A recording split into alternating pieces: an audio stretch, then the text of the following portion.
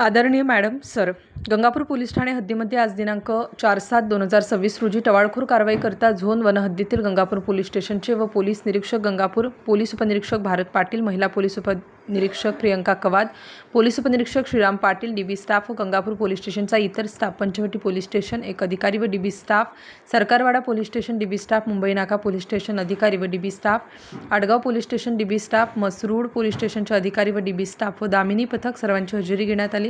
हजेरीवरती योग्य त्या सूचना देण्यात आल्या। त्यानंतर टवाळखोर कारवाईकरिता शिवाजीनगर, गंगापूर गाव, Mahatma Nagar, आनंदवली, college road, DK नगर भागात रवाना होऊन गंगापूर पोलीस ठाणे हद्दीतील एकूण 70 टवाळखोर इसमांवर सायंकाळी कारवाई करण्यात आली। त्यांना पोलीस स्टेशनला आणून BP ॲक्ट 112, 117 प्रमाणे कारवाई करून त्यांना सोडण्यात आलं। माननीय सविनय सादर व पोलीस निरीक्षक अशोक शर्माळे, गंगापूर पोलीस। स्टार न्यूजसाठी मोहसिन पठाण, नाशिक।